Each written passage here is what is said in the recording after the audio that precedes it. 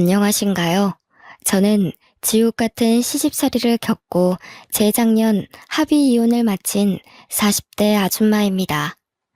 저는 부모님 아래 늦둥이로 태어났는데요. 제 위에는 10살 터울 친오빠 하나 있고 엄마 아빠 이렇게 네 가족이에요.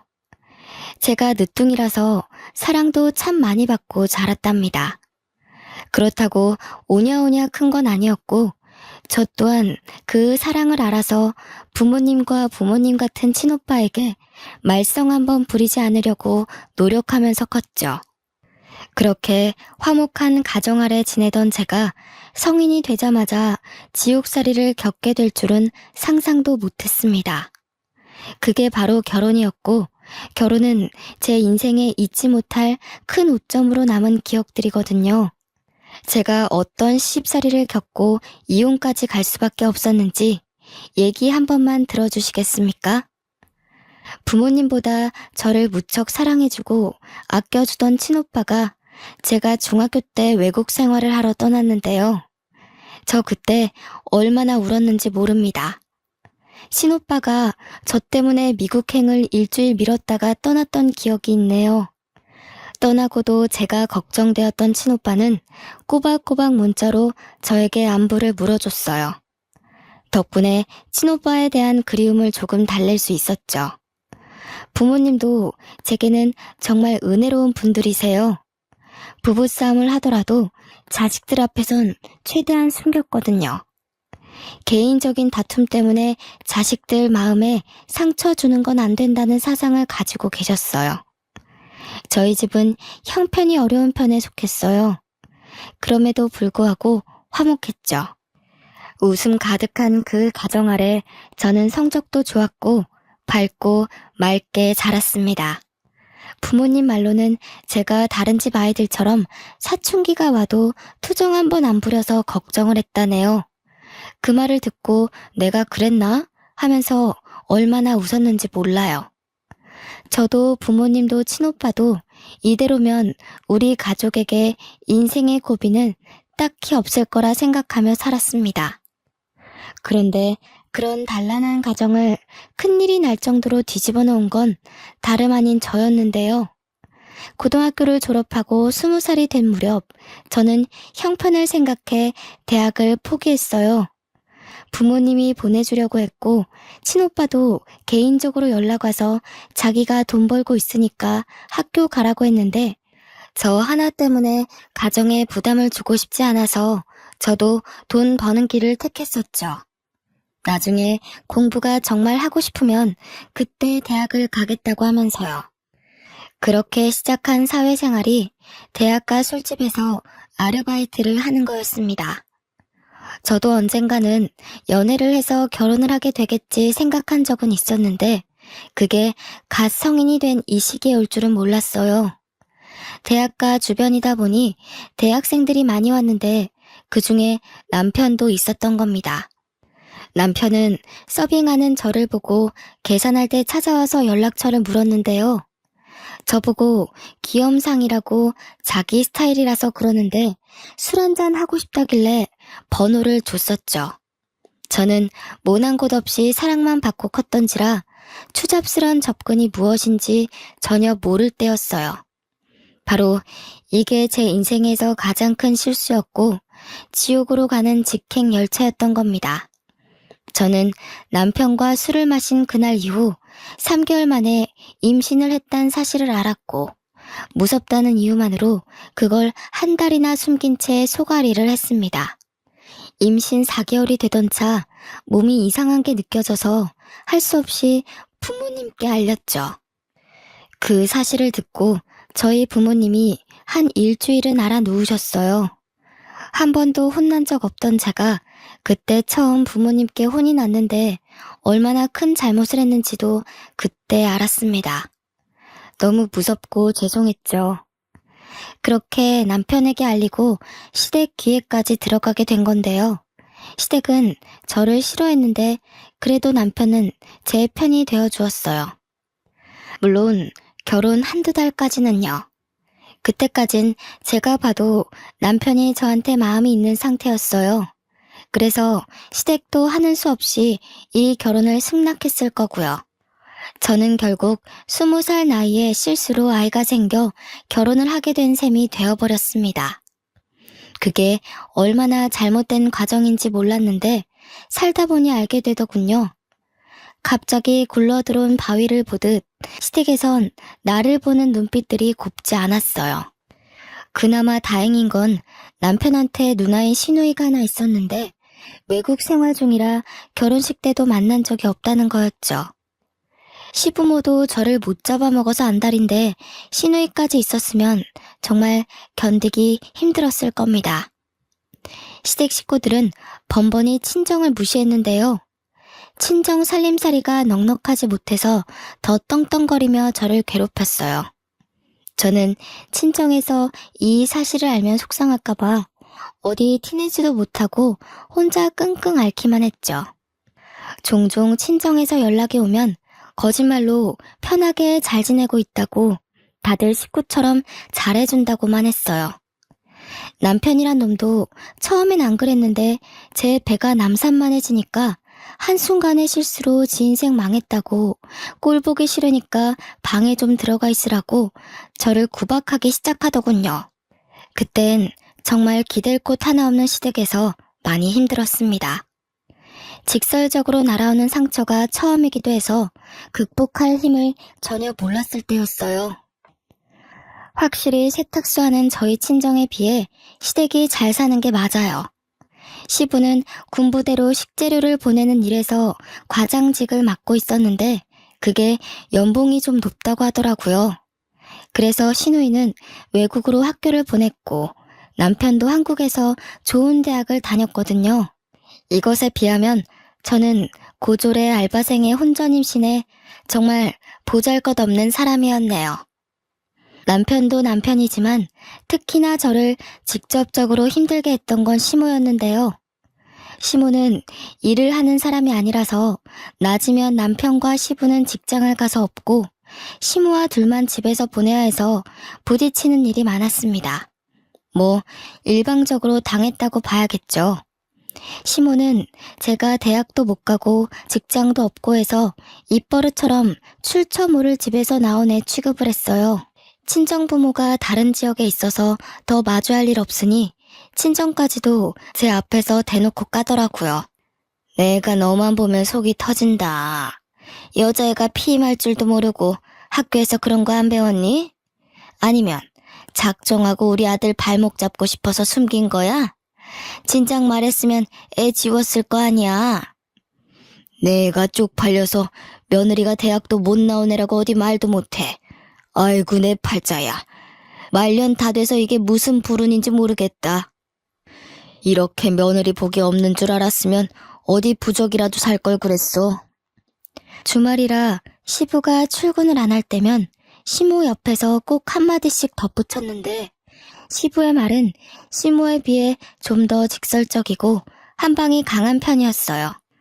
두 분은 제가 화장실을 갈 때도 거실에 앉아 눈을 부릅뜨고 지켜봤거든요. 화장실 안에서 소리도 못 내겠더라고요. 그런 환경에서 어떻게 아이가 버텼는지 모르겠어요. 너무 스트레스 받아서 유산될까 싶었지만 다행히 아이는 건강하게 태어났거든요. 정말 사랑스러운 아들이었어요. 태어난 아들에게 엄마의 비참한 꼴을 보이고 싶진 않았는데 저는 예나 후나 식사 자리에서도 시댁과 겸상을 하지 못했습니다. 어디를 왔니? 저기 청소 덜 됐더라. 거실에 먼지 구덩이 한가득이야. 저거 먼저 닦고 와서 먹으렴. 앉기 전에 샤워 싹 하고 먹어. 먼지 잔뜩 묻히고 밥상머리 앉는 거 아니다. 항상 밥 먹을 때가 되면 시모가 제게 일을 시켰어요. 저는 그 의도가 무엇인 줄 알지만 눈치 없는 척하며 고분고분 행동했죠. 시댁 식구들이 식사가 끝날 때까지 돌아가지 않기도 했어요. 그래도 어린 아들 밥은 먹여주더라고요. 그거면 됐다 생각하며 하루하루 스스로를 다독이며 살았습니다. 저는 결혼하고 나서부터 밤에 혼자 올 때가 많았는데요. 언젠가부턴 너무 서럽던 나머지 아들이 깬 걸 알면서도 울음을 참지 못해 소리 내는 날이 늘어갔어요. 저와 남편은 제 배가 부르고 나서부터 각방을 썼는데 아들은 꼬박 저와 함께 자더라고요. 남편은 지 자식인데도 아들을 불편해하는 티를 내서 아들도 아빠 옆에 잘 안 갔거든요. 제가 이 각박한 공간에서 버틸 수 있는 유일한 이유는 바로 제 아들 때문이었어요. 아들이 없었다면 더는 버티지 못하고 가출을 했을 거고 친정에도 알리지 못해서 밖을 떠돌다가 여기저기 끼니를 구걸했을지도 모를 일이죠. 시댁의 거침없는 질타는 제 아들도 예외가 아니었는데요. 시모는 제 아들이 말을 알아듣기 시작하고부터 대놓고 앞담을 일삼았습니다. 으이구, 지엠이 닮아서 공부도 더럽게 못하네. 손주라고는 하나 있는 녀석이 공부를 이렇게 안 하면 쓰나. 네 아빠나 네 고모는 다 머리 좋은 사람인데 하필 닮아도 애미의 못난 부부만 닮았다니. 내가 손주복까지 없는갑다. 아이고 머리야. 시모는 제 아들이 성적이 못 나와도 편식을 해도 어디 다쳐서 와도 전부 제 피가 섞여서라고 했습니다. 천박한 피가 섞이니 그 피를 받은 아들도 엄마 따라 둔치 같다고 하더군요. 저는 저를 욕하는 건 1000번 만번 참을 수 있지만 제 아이를 욕하는 건 엄마로서 참을 수가 없었어요. 아이가 한두 살 커갈수록 구박이 심해져서 몇 번은 아이를 계속 피신시켰지만 그것도 한두 번이지 계속은 무리가 있잖아요.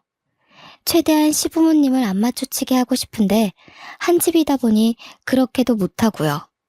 그저 부디 아들이 몰라주길 바랬는데 어느 날 아들이 방에 단둘이 있을 때 정말 가슴 찢기는 말을 하더라고요. 내가 바보 같아서 엄마가 자꾸 할머니한테 혼나는 거야? 내가 잘하면 엄마 안 혼나도 돼? 나 때문에 엄마가 혼나는 것 같아서 미안해. 나 이제 바보 안 될게. 할머니한테 그만 혼나게 해줄게, 엄마. 고작 6살 되는 아들이 저한테 미안하다고 다 자기가 모자라서 그런 거라며 자기 탓을 하는데 그날 저는 크게 억장이 무너졌죠. 한참 못 모를 아이 입에서 어떻게 이런 말이 나올 수가 있단 말입니까? 그 순간 저는 여태 뭘 하고 있는 건가 싶으면서 아들 하나 지키지 못하고 도망치기만 했다는 생각에 회의감이 들었습니다. 며칠 후 여느 때처럼 시모가 아들의 실수를 가지고 나무랄 때가 있었는데 아무리 그래도 어떻게 아이한테 자꾸 그런 심한 말을 할 수가 있나 싶어 그날은 저도 시모에게 대꾸를 했습니다. 어머님, 제가 미우신 거면 저만 나무라세요. 이 어린아이가 뭘 그렇게 잘못했다고 그런 모욕을 주세요? 어머님 때문에 애가 벌써부터 눈치가 늘어서 더 실수하는 거잖아요. 뭐야? 몇 년 좀 살았다고 이 시애미가 웃음니? 이제 대드네. 처음 우리 집 왔을 때는 고개 쳐받고 들지도 못하던 년이 꼴에 엄마 노릇 좀 하고 싶은가 보지? 제발 애 앞에서 말 좀 가려주세요. 어른이면 어른답게 아이 앞에서 모범을 보여야 하는 거 아닌가요? 제 아들 잘못 크면 어머님께서 책임지실 거예요? 어머님 손자잖아요. 어머님 아들 핏줄이잖아요. 포르장머리 없는 것이 어디라고 목소리를 높여? 니까짓 게 감히 이 시애미한테 훈수질하는 거니? 기가 막혀서 그동안 한 소리 하지 못해서 어떻게 참았다니? 이렇게 시애미 잡아먹을 것처럼 노려보고 싶어서 얼마나 벼르고 있었냐고. 저 분명 경고했어요. 또 제 아들한테 나쁜 소리 하시면 저 계속 안 참을 겁니다. 어머님이고 아버님이고 저는 제 아들만 생각하고 행동할 거예요.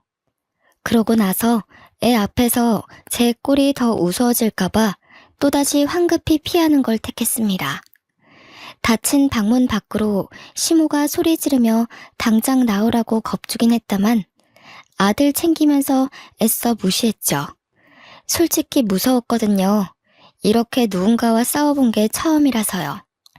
손을 덜덜 떨면서 아들 옷을 갈아입히는데 아들이 그 고사리 같은 손으로 제 얼굴을 문질러 주더라고요. 몰랐는데 제가 울고 있었나 보더라고요. 아들이 엄마 울지 말라고 안아주기까지 하는데 저는 그저 엄마가 이 모양이라 아들에게 미안할 뿐이었습니다. 그래도 그때가 처음으로 시모한테 대들어본 순간이었는데요. 두세 마디 대들어서 그런가 그동안 꽉 들어찼던 응어리가 좀 뚫리는 느낌이더라고요. 약간은 숨통이 트이는 듯 했죠.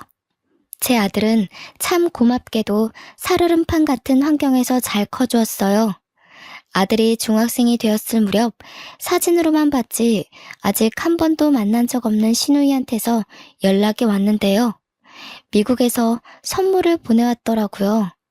주말 아침부터 시부모님과 남편이 신이 나서 선물을 막 구경하대요. 듣자 하니 시누이가 새로 사귄 남친이 있는데 결혼을 앞둘 정도로 오래 만났고 깊어졌다고 해요. 그 남친이 시댁 식구들에게 주는 선물이라고 그러더군요. 감히 바랬던 건 아니었지만 시부, 시모 남편의 선물은 있는데 저와 아들의 것은 없었어요. 당연한 건데도 시누이와 시누이의 예비 신랑이 미웠습니다. 그깟 선물 필요 없지만 이런 식으로 어린 아이한테 상실감을 줄 필요는 없잖아요. 하필 그날이 아들 생일이었는데 중학생이 된 아들에게 엄마가 돼서 새 가방 하나 사주지 못해 마음에 걸렸던 참이었거든요. 생일날 선물 하나 사주려고 요번에 남편이 주는 생활비를 조금씩 아껴서 돈을 빼놓긴 했다만 시댁 식구들의 저 꼴을 보고 반충동적으로 오후에 집을 나섰어요. 나가서 남자 아이들한테 인기 있는 새 가방 하나를 구입했죠. 이거 하나 사는데도 시모가 저보고 갈 데도 없는 년이 어딜 돌아다니냐며 쏘아붙이던 걸 무시하고 나와서 산 거예요. 아들, 생일 축하해. 엄마가 케이크도 해주고 싶은데 빵집에 케이크가 다 팔렸다네. 촛불 못 불어서 미안해. 초등학교 때 매던 가방 들고 다니느라 불편했지? 엄마가 진작 사줬어야 하는 건데 너무 늦었다. 마음에 들어? 매번 제 눈물을 닦아주기만 했지 한 번도 눈물을 보인 적 없던 아들이 그날 제가 주는 선물을 받고 울더라고요.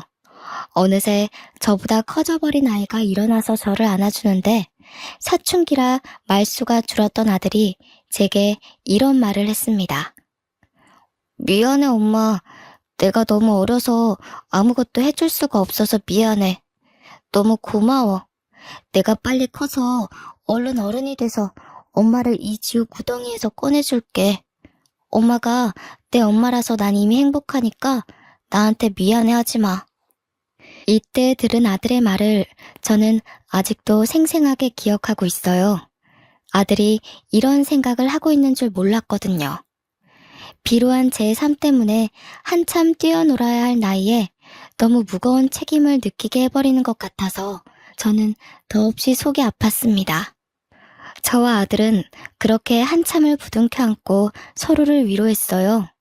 정말 오랜만에 느껴보는 따뜻한 마음이었죠. 아들은 그 후로 눈에 띄게 성적이 올랐습니다. 학원도 안 보내주는데 알아서 잘해주는 아들이 기특하더군요. 제가 시댁에서 노예처럼 부러져도 아들이 낡아빠진 환경에서 공부하는 것보단 그래도 이 집에서 몸 편하게 공부하는 게 좋잖아요. 이것 덕분에 버틸 수 있는 의지가 또 생겼나 봅니다. 제 나이 30대 후반을 향해 갈 무렵이었어요. 여전히 살얼음판 같던 집안이 한 번 더 난장판이 된 적이 있었는데요.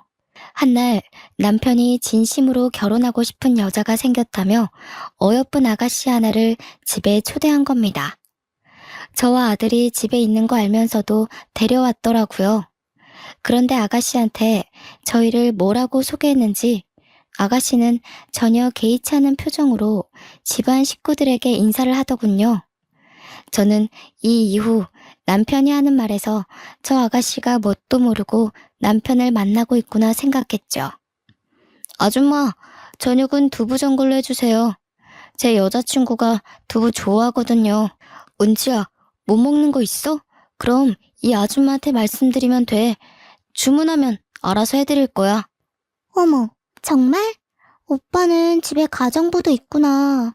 그런데 왜 가정부를 써? 집이 더 비좁지 않아? 그렇게 큰 집은 아닌 것 같은데. 아, 엄마가 허리가 아파서 요리가 안 되고 청소도 못 하시거든. 집안일 할 사람이 없어서 불렀지. 우리 집안이 가정부 하나 못 쓸 형편은 아니니까.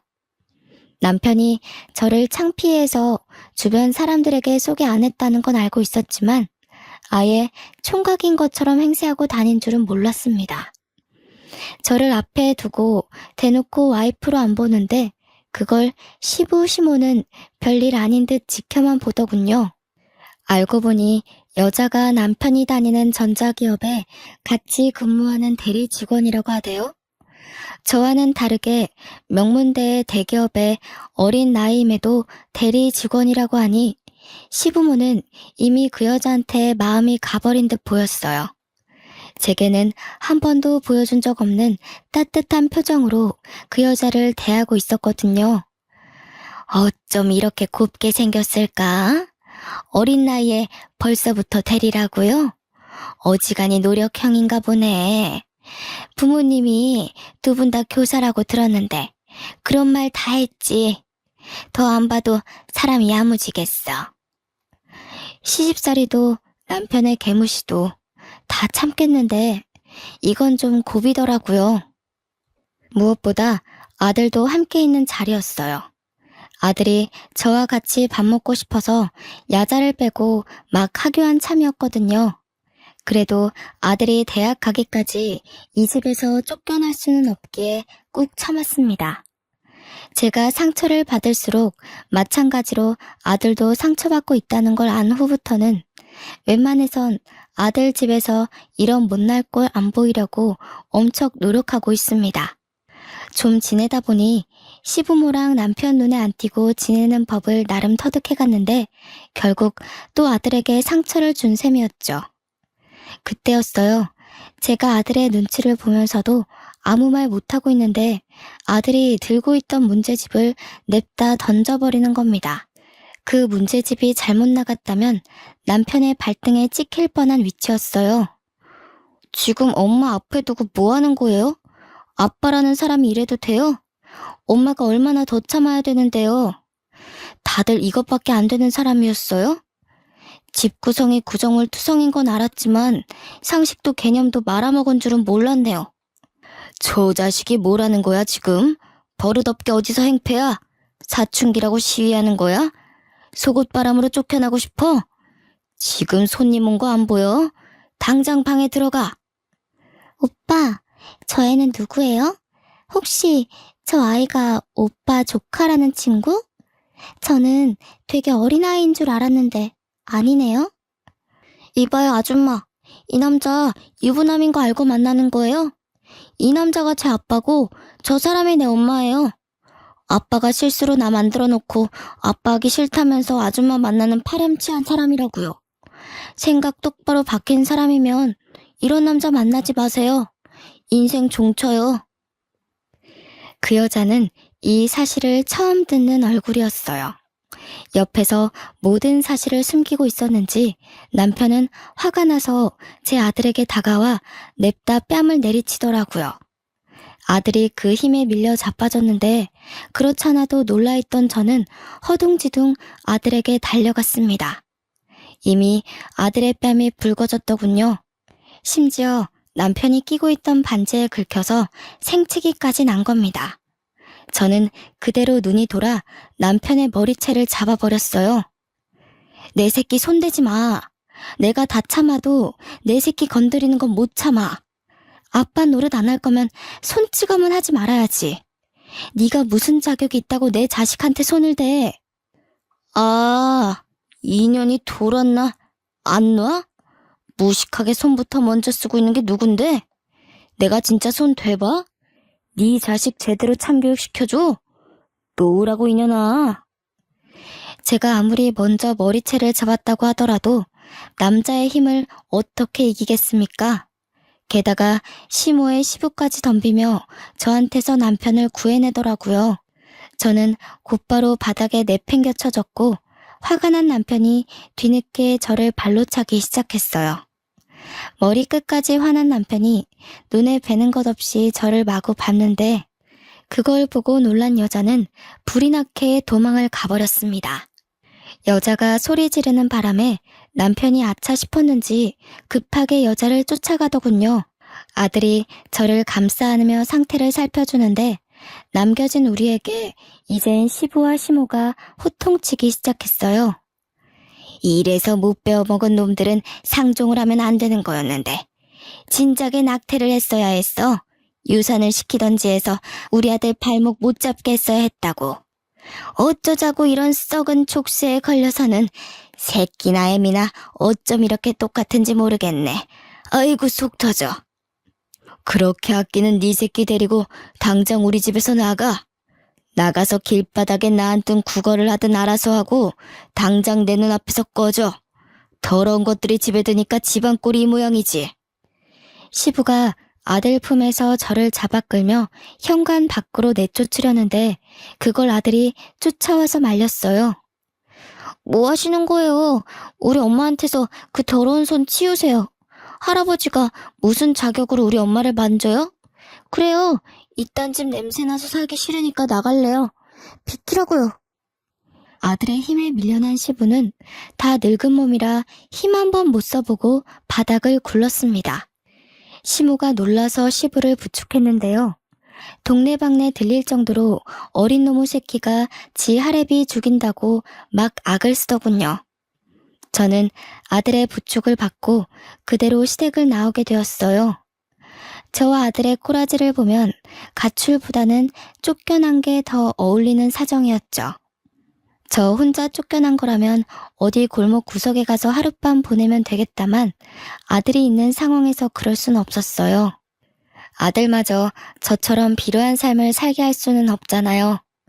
그래서 어쩔 수 없이 친정에 연락하게 되었는데 10여 년 만에 제 사정을 처음 고백하는 순간이었죠. 집을 나왔다는 제 사정을 듣고 놀란 친정은 새벽임에도 그 먼 거리를 달려서 저와 아들을 데리러 왔습니다. 왜 여태 말 안 했어? 어떻게 사람이 사람한테 이런 짓을 할 수가 있냔 말이야. 당장 앞장서거라. 내가 오늘 가서 사돈 같지도 않은 그 시궁창 집안 다 때려 부실 테니까. 아휴, 이 어린 것을 때릴 데가 어디 있다고. 우리 새끼 얼굴 흉진 것 좀 봐. 아니, 아빠라는 사람이 어떻게 지 아이 뺨을 쳐? 하렘이 하렘이 되는 사람은 또 이걸 지켜만 봐. 무슨 그런 집안이 다 있다니. 우리 손자 얼마나 놀랐겠어. 친정 부모는 저와 아들의 몰골을 보고 많이 화가 나서 시댁을 알려주지 않으면 경찰을 통해서라도 찾아낼 심산이었어요. 친정 부모님의 재촉에도 제가 머뭇거리고만 있자 아들이 대신 나서서 시댁 주소를 알려주는 겁니다. 일이 커지는 게 걱정되어 말해주길 망설였던 건데 불안한 눈으로 아들을 바라봤더니 아들이 그냥 손을 꼭 잡아주더군요. 그런데 하필 가는 길에 친오빠한테 전화가 오더라고요. 시차가 달라도 친오빠는 한국이 새벽인 줄 알아서 전화를 안 하는데요. 급한 일인가 싶어서 엄마가 전화를 받았어요. 어머, 한국 왔다고? 이렇게 갑자기? 그래, 결혼할 여자가 있다고 했지? 근데 아들, 우리가 지금 집에 없어. 급하게 순이 시댁에 가는 중이다. 글쎄, 그 집에서 내 딸 몰골을 거지꼴로 만들어놨잖니. 내 귀한 손자 뺨까지 때리면서 꺼지라고 했다더라. 뭐라고요? 그게 무슨 말이에요? 순이 다쳤어요? 저번 달까지만 해도 그런 말 없었는데. 지금 순이랑 같이 있는 거예요? 시간이 몇 시인데 이 시간에 사람을 밖에 내보낸다니요. 순이 이 미련한 것이 시댁에서 종살이 하면서도 말을 안 했더라고. 혼자 끙끙 앓기만 하고 10년 넘게 굴려지며 살았다는 거야. 너 순이 성격 알잖아. 어디 말썽 한번 부린 적 없는 애라는 거. 자기네들이 뭔데 내 딸한테 함부로 욕하고 손찌검을 한다니? 순이 이 녀석을 정말. 그래서 어디에요? 지금 갈게요. 그 집 주소 좀 보내주세요. 저도 들은 이상 가만 못 있어요. 거기 가서 뵐게요, 엄마. 친오빠가 10여 년 만에 한국을 돌아왔는데 결혼 준비를 하기 위해서라고 했어요. 결혼할 여자도 한국 여자라고 했고요. 기쁜 소식으로 돌아온 오빠에게 여동생이란 작자가 이런 못난 꼴로 맞이해서 그것도 미안했습니다. 친오빠가 절 얼마나 걱정하고 있을지, 저 때문에 얼마나 화가 났을지 저는 알거든요. 어릴 때 친오빠는 제가 친구한테 빌려준 볼펜을 못 받고 있을 때 직접 나서서 그 친구를 참교육시키는 사람이었어요. 늘 저를 과하게 아껴주고 든든한 뒷배가 되어준 사람이라는 말이죠. 제 2의 아빠와도 같은 사람인데 제가 시댁에서 처맞고 살았던 소리를 듣고 얼마나 눈이 돌았을지가 보였어요. 이때는 오히려 시댁이 걱정되었네요. 상대적으로 가까웠던 우리가 먼저 시댁에 도착했고 엄마가 나서서 무작위로 초인종을 눌렀습니다. 한참 반응 없던 대문이 열리고 남편이 짜증 가득한 얼굴로 나오는데 아빠가 그대로 머리채를 잡고서 집 안으로 밀고 들어갔습니다. 진짜 누구야? 뭡니까? 장인어른께서 여길 왜... 우선 이거 놓으시고 말씀하세요. 갑자기 찾아와서 왜 이러세요? 잠깐만요, 장인어른. 그래, 이 자식아. 내가 네 장인어른이다. 감히 내 딸을 쥐잡듯 잡으면서 부려먹었겠다. 내 딸이 당한 상처만큼 너도 오늘 처맞을 줄 알아. 나 오늘 네 뼈 하나 부러뜨리기 전까지 집에 안 간다. 거실에서 대판 소란이 나니 방 안에 있던 시부모도 자다 일어나 놀라서 튀어나오더군요. 어머머, 사돈어른 아니세요? 연락도 없이 왜 오셨어요? 근데 지금 뭐 하시는 겁니까? 남의 귀한 자식을 왜 그렇게 쥐어뜯어요? 다짜고짜 야밤에 찾아와서 놓으세요 좀. 네 자식 귀한 건 알고 내 자식 귀한 건 왜 몰랐다니? 이 옆에 내야. 너 우리 딸 어떻게 손댔어? 이렇게 손댔니? 이렇게 잡고 흔들었어? 10년 넘게 이런 식으로 우리 딸 가슴에 대못 박은 거야? 엄마가 자기 아들 살리려는 시모의 머리끄댕이를 사정없이 잡아당겼는데요. 평소 탈모가 있던 시모의 머리카락이 후두둑 빠지는 거 아니겠어요? 어머머, 내 머리카락. 이봐요, 안사돈. 도대체 이게 무슨 행패란 말입니까? 내 머리카락 어떡해? 내가 여기 돈을 얼마나 들이고 있었는데. 아! 시모가 소리 지르며 절망하는데 엄마는 아랑곳 않고 또 시모의 머리끄댕이를 잡으려 했어요. 그러자 시부가 다급히 말리더라고요. 엄마도 여자인데 시부는 완전 제압하는 식으로 엄마를 떼어냈습니다. 안사돈, 그만 못해요? 경찰에 신고하기 전에 당장 나가요. 이 야밤에 이게 무슨 짓입니까? 식구끼리도 주거 침입죄 성립되는 거 몰라요? 이런 식이면 저희도 더 이상 사돈 대우 못 해드려요. 엄마가 시부한테 힘을 못 쓰고 있자 우리 아들이 나서서 엄마한테 힘쓰는 시부를 떼어냈어요. 시부는 그런 손자에게 네가 벌인 짓이냐고 고래고래 호통치더군요. 그때 도어락 비밀번호를 치고 누가 들어왔는데요. 응? 이 집에 더 들어올 사람이 없는데 싶었는데 친오빠랑 웬 여자가 같이 등장하는 겁니다. 정말 오랜만에 보는 친오빠였지만 마냥 반길 수 없는 상황이었어요. 그런데 친오빠가 어떻게 시댁집 도어락을 열고 들어올 수가 있지? 생각하던 와중이었죠. 머리카락 때문에 절망하고 있던 시모를 보필하던 남편이 친오빠 옆에 여자를 보고 소리쳤는데 누나, 언제 왔어? 아니, 이 사람들 미쳤나봐. 경찰 좀 불러줘. 하는 짓도 진짜 거지 같아서. 내가 말해줬지? 실수로 이런 거지 같은 여자를 집에 들였다고. 아니나 다를까 집안이 전체로 다 돌았어. 누나? 남편이 소리치는 바람에 친정도 시댁도 전부 친오빠를 돌아봤고 친오빠 옆에 있는 여자는 다름 아닌 신우이였습니다. 그러니까 우리 친오빠가 미국에서 만나 결혼까지 마음먹은 여자가 바로 신우이라는 거죠. 아들아, 이 사람들 좀 봐라. 이 사람들이 내 딸이랑 손주를 이렇게 만들어놨다. 어떻게 이럴 수가 있다니? 내가 이런 집구석인 줄도 모르고 우리 순이가 얼마나 아팠겠니? 응? 엄마가 친오빠한테 달려가면서 우리들의 다툼은 잠시 종결났고 모두가 상황 파악에 들어갔습니다. 그 잠깐은 친오빠한테 하소연하는 엄마 말고는 모두가 조용했죠. 놀란 건 우리도 마찬가지였으나 겹사돈이 될 뻔한 친오빠와 신우이도 서로 많이 놀란 것 같더라고요. 말도 안 돼. 자기, 나한테 거지 같은 올케가 들어왔다는 게 내 동생을 말한 거였어? 미국에서 내내 자기 남동생이 올케 때문에 인생 망했다고 하소연한다 그랬잖아. 어디 미국에 버려놓고 올 데 없냐고 물었었잖아. 아니야. 내가 자기 동생한테 왜 거지 같다고 해. 그러니까 지금 내 올케가 당신 여동생이라는 거야?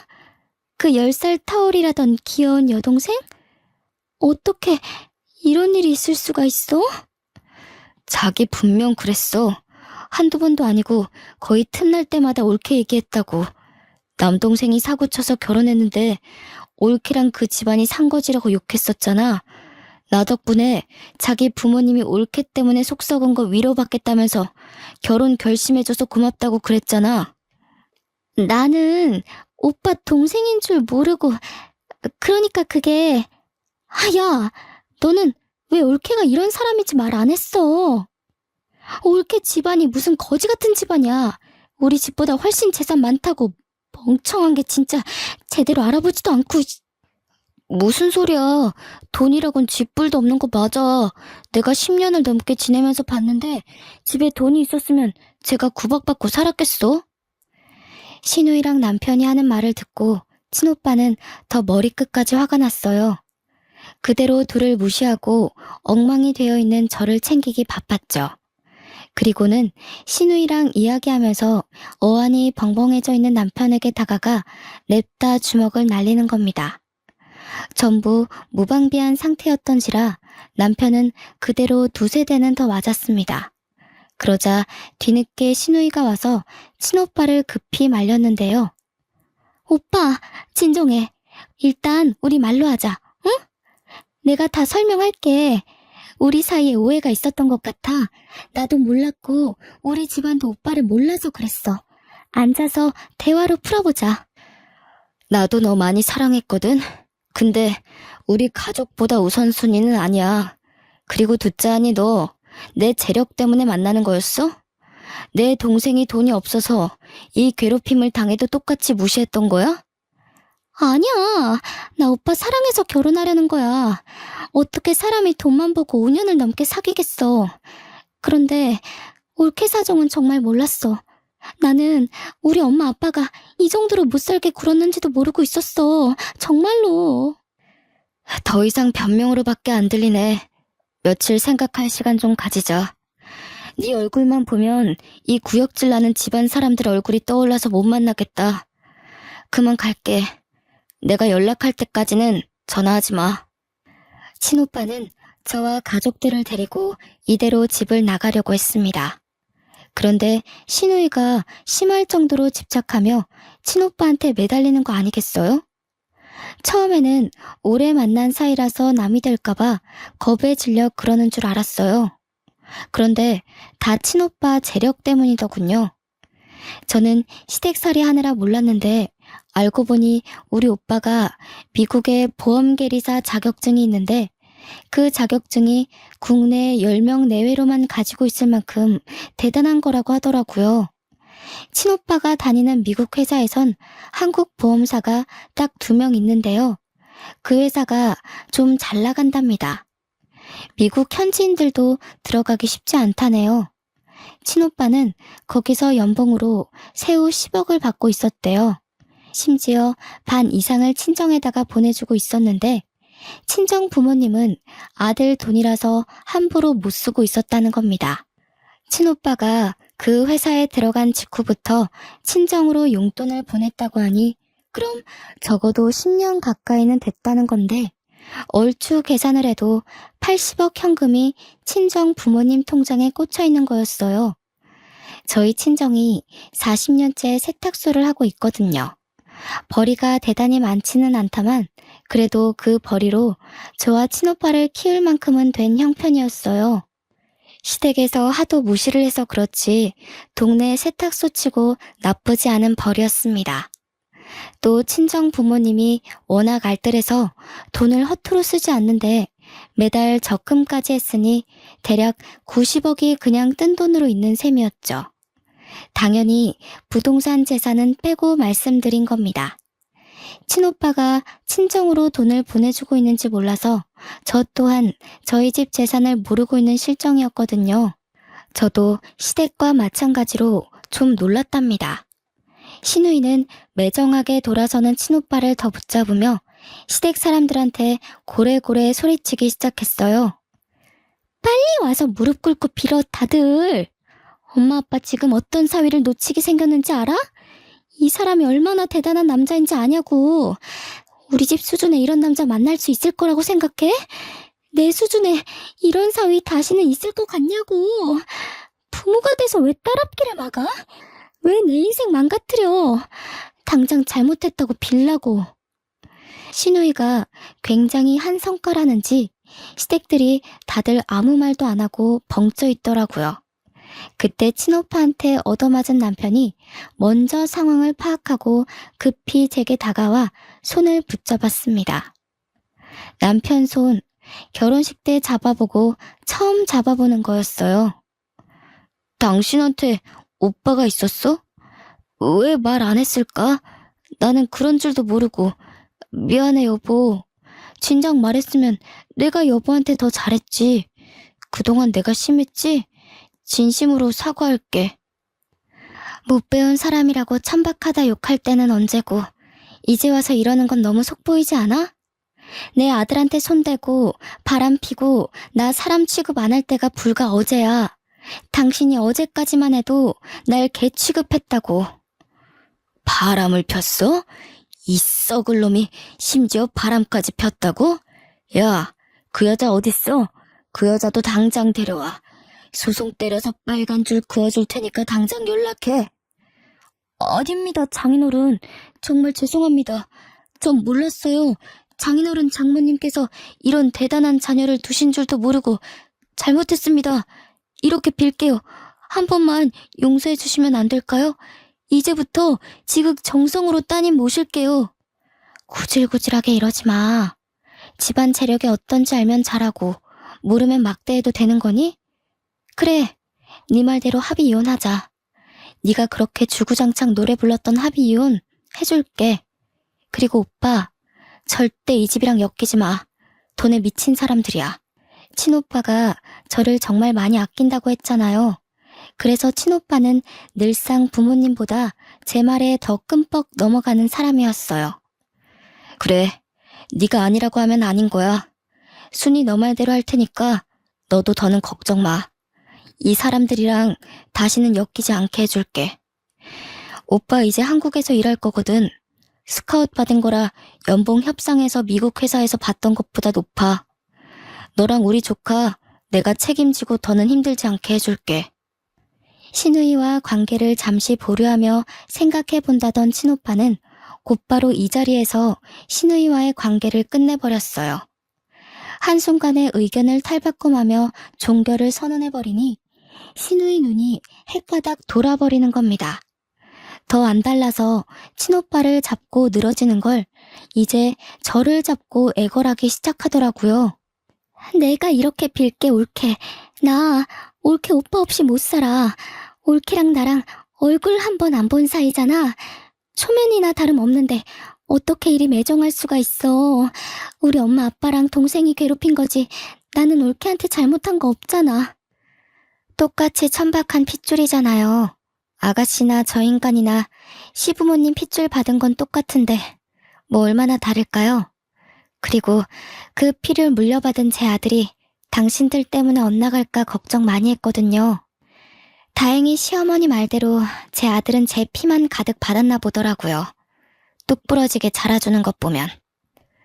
저희는 그대로 시댁 식구를 외면한 채 나와버렸습니다. 시부모님은 차마 지네들 체면 구기지 못해서 자식들한테 원망만 듣고 있더라고요. 자기 자식들한테 질타받는 시부모님을 보는데 그것만큼 큰 벌이 있을까 싶었어요. 제가 이혼하러 갈 때도 친오빠는 연차를 내면서까지 동행해 주었거든요. 마음 약한 제가 또 시댁에 휘둘릴까 걱정되었던 거죠. 이혼 서류를 준비를 마치고 시댁으로 들어서는데 며칠 못 본 사이 시부모님 얼굴이 많이 퀭해졌더라고요. 남편도 시누이도 마찬가지였습니다. 시누이는 친오빠를 보자마자 또 달려들면서 매달리는데 많이 울었는지 얼굴이 퉁퉁 부어 있었어요. 남편은 제 일에 방해된다며 시누이를 데리고 잠시 방 안으로 들어갔고 저는 남편과 시부모님이 보는 앞에서 필요한 부분에 도장을 찍어 나갔죠. 여보, 윤우는 어떻게 지내? 한 번씩 윤우 생각날 때 연락해도 될까? 그래도 내가 아빠인데 평생 아빠를 안 보고 살 순 없는 거잖아. 아빠가 이렇게 살아있는데 어떻게 아빠 없이 커? 신경 쓰지 마. 윤우는 이미 초등학생 때부터 아빠 없다고 선생님들한테 말하고 다녔대.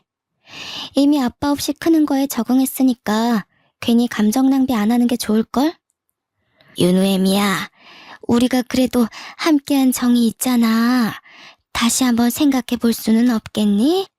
이혼녀 꼬리표가 붙으면 너도 이미지에 타격을 입을 거 아니야. 우리가 생각이 짧았다. 남의 집 귀한 자식한테 너무 모질게 대했어. 반성 많이 하고 있으니 어떻게 한번 생각해봐 줄 수는 없는 거냐? 내가 어디 가서 사정하는 사람이 아니란 거 애미 너도 잘 알 거 아니니. 그런데도 지금 내가 이렇게 사정을 해. 시애비 체면 봐서라도 이혼은 참고 넘기면 안 될까? 착각하시는 게 있는 것 같아서 말씀드릴게요. 자꾸 정이 있다고 하는데 저는 어머님 아버님께 단 한 번도 정을 느낀 적이 없어요. 그리고 때를 지나서 하는 반성은 반성이 아니에요, 아버님. 미련이고 후회지. 이쯤에서 이 집 식구들이랑 학을 뗄 수 있어서 다행일 뿐이네요. 소송 안 하는 것만으로도 고맙게 하시고 다신 보는 일 없도록 합시다. 저는 도장만 찍고 그 자리를 벗어났습니다. 친오빠도 시누이한테 모진 소리를 더했나 봐요. 친오빠가 나오는 방 안에서 시누이의 통곡 소리가 새어나오더라고요. 그렇게 한 2년이 흘렀는데요. 그 사이 한 번도 시댁 식구를 마주치는 일은 없었습니다. 아, 시누이는 아직도 친오빠한테 연락하며 시들어 가는 중이라고 들었어요. 친오빠가 번호를 바꿨는데도 기어코 그걸 알아내 연락을 한다더라고요. 그리고 우리 자랑스러운 아들이 20살이 되었는데요. 아들은 어른이 되자마자 쇼핑몰 창업을 했어요. 그런데 그게 남성 대표 쇼핑몰로 빠르게 자리매김했다는 거 아니겠어요? 돈을 헤프게 쓰는 아이는 아니지만 친오빠한테서 받은 용돈으로 늘 옷을 살 때부터 알아봤어야 했는데 이렇게 대단한 일을 이뤄낼 줄 몰랐어요. 막 시작했는데 벌써부터 일반 회사원보다 더 높은 연봉을 받고 있네요. 한 번은 어른이 되자마자 사회생활로 뛰어든 아들이 걱정이더군요. 저도 대학 안 가고 바로 일했잖아요. 그래서 혹시나 아들이 사회에서 저 같은 취급을 받을까봐 아들에게 왜 대학 안 가냐고 조심스레 물어봤어요. 대학 안 간 엄마는 이렇게 삶이 피고 대학 간 아빠는 쫄딱 망하지 않았어? 나보고 쫄딱 망한 길잡이를 따라가라고? 나는 죽을 때까지 엄마만 보고 갈 거야. 엄마의 발자취를 따라가면 성공할 거란 확신이 있거든. 그리고 멋진 삼촌도 봐봐. 중간에 대학 자퇴했다고 들었는데. 참 예쁘고 똑 부러지는 아들이지 않나요? 이 때문에 별로 대학 갈 생각이 없다는 아들에게 저는 더 말하지 않았습니다. 스스로 잘해준 아들이 앞으로도 어련히 알아서 잘할까요? 중학생 때 저를 안아주고 울면서 엄마를 꼭 지옥 구렁텅이에서 빼내주겠다고 다짐했던 아들은 옛날에 친오빠가 저를 극진히 아꼈던 것처럼 똑같이 저를 모시고 있어요. 저는 친오빠가 해준 아파트에서 아들의 효도와 함께 호강하며 살고 있답니다. 말년까지 그런 시댁에서 불행하게 살다가 가는 건 아닌가 참 속상했거든요. 제가 무슨 잘못을 했길래 하늘은 내게 이런 시련을 주실까 원망도 했었고요. 그런데 지금은 하루하루가 훨훨 날아갈 것만 같네요. 너무 행복해요. 저도 사랑을 받던 존재라는 걸 잠시 잊고 살았었는데 다시 그 기분이 되살아났답니다. 제 사연이 좀 흥미로우셨을지 모르겠어요. 이왕 들려드리는 거 지루하지 않게 해드리고 싶었는데 어떠셨는지요? 피가 마르도록 미움을 받더라도 모두들 사랑받을 수 있는 존재라는 걸 꼭 마음속에 새기셨으면 해요. 이만 글을 마무리해야겠습니다. 아들이 눈 나빠진다고 그만 자러 가자고 하네요. 그럼 지금까지 제 사연 들어주셔서 너무 감사합니다.